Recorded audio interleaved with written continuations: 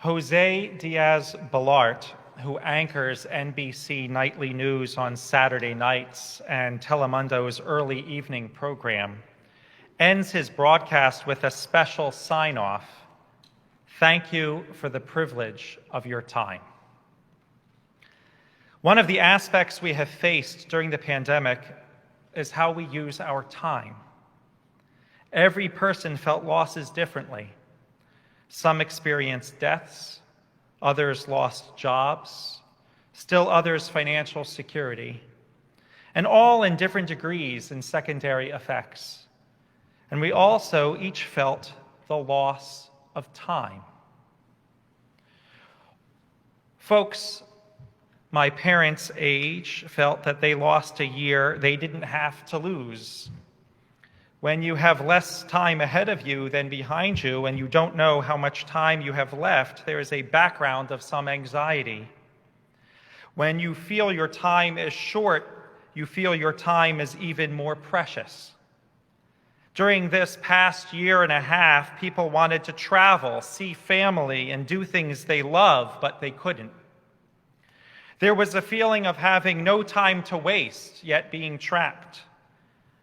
You are spending out of an account and you have no idea how much is in it. At the other end of the spectrum, adolescents also lost a great deal. High school proms, years at college, and special celebrations were not what they were supposed to be. And you can't get them back. We glorify these years in movies and television shows as some of the best times of our lives, and instead they were spent on a screen. So now, as we haltingly begin to come back, albeit in a frustrating way, we are left with the decision of how to spend our time. And when we give our time to someone else, as Jose Diaz-Balart is saying, it is truly a precious gift, more valuable than money. There is deep humility behind the words, "Thank you for the privilege of your time." And there is a responsibility to meet the gift of someone else's time to the fullest. Rosh Hashanah, the Jewish New Year, is really about keeping track of time and appreciating it.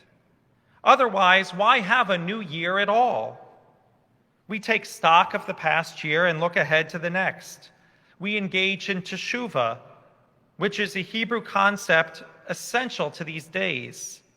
It simultaneously means to return to God's path, to repent, and to realign our lives with those who we ought to be and do what we really ought to be doing.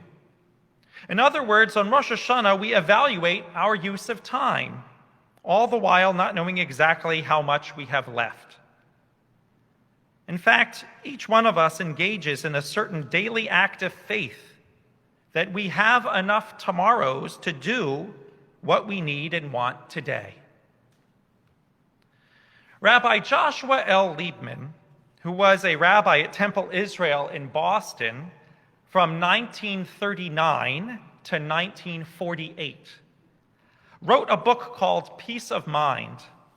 It was a huge bestseller, and it was rather extraordinary because rabbis didn't really make the bestseller list back then. Secular and Christian writing did, but Jewish wisdom, not so popular. A rabbi writing a bestseller was a huge accomplishment.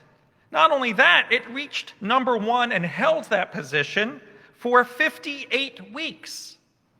In terms of Jews having made it in America, Peace of Mind was considered something of a cultural earthquake, to quote scholar Andrew Hines. But the story does not end there. The book was still on the bestseller list when Rabbi Liebman died, tragically, of a heart ailment at age 41. In addition, the year before, Rabbi Liebman and his wife, Fan, had just adopted a teenage girl who was a survivor of Auschwitz. Just looking back at his brief time on earth, it is clear that he and Fan were extraordinary people. A passage that Rabbi Liebman wrote is contained in Gates of Prayer, our earlier Reform prayer book, and it is all the more poignant when we remember the tragic end of Rabbi Liebman's short life. It says, Judaism teaches us to understand death as part of the divine pattern of the universe. Actually, we could not have our sensitivity without our fragility.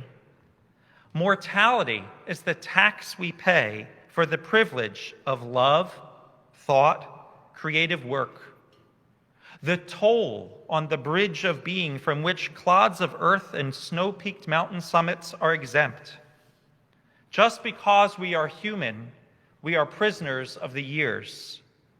Yet that very prison is the room of discipline in which we, driven by the urgency of time, create. As a teenager growing up in a Reformed synagogue using that prayer book, I found myself reading and rereading that passage. I would like to dwell on some of Rabbi Liebman's words now. We could not have our sensitivity without our fragility. How many of us have recently been feeling fragile? Physically, emotionally, patience in short supply. Rabbi Liebman taught us that the gift of feeling fragile is to be sensitive to other people's fragility, other people's needs and emotions. When we are feeling fragile, potentially, we can have more empathy for others. Mortality is the tax we pay. Clods of earth and snow-peaked mountain summits are magnificent and beautiful, but they are not alive. We, on the other hand, get to love, think, and create. We get to exist, and it could have been otherwise. We are miraculous and blessed. And finally, that very prison is the room of discipline in which we, driven by the urgency of time, create. Some of us are more explicitly creative, including the musicians, singers, writers, artists, and builders among us. But all of us create our own lives. You are the author of your life. And as Rabbi Bachya ibn Pakuda taught us, days are scrolls. Write on them what you want to be remembered. I would add the question, what are you going to write with your actions about your life today? On Rosh Hashanah, we are asked to count the years. This year is 5782, according to the Jewish calendar. The calendar, the Talmud teaches, was given to human beings to set because, after all, what does the eternal God need with a calendar? Only human beings need to count days and years. But honestly, none of us knows what our personal calendar really looks like. Each one of us is writing a book of life, and you can't look ahead to the end to see how it winds up. Rabbi Eliezer Omer, Shuv Yom Echad Lifnei Mitatecha. Rabbi Eliezer says, do teshuvah one day before your death. Rabbi Eliezer's students asked him, but does a person know the day on which they will die? He answered them, all the more so one should do teshuvah today, lest you die tomorrow, and then one will spend their entire life in teshuvah and returning to God. In other words, if there is an apology to make, if there is a sin to repent for, if there are words unsaid, if there is forgiveness to give, do it now. No one knows what tomorrow will bring. This is one aspect of using our time wisely. And returning to where we started, we should not only be conscious of how we are using our time in relation to others, but when someone gives us the gift of their time, we should appreciate it. We should recognize that this is something incredibly valuable.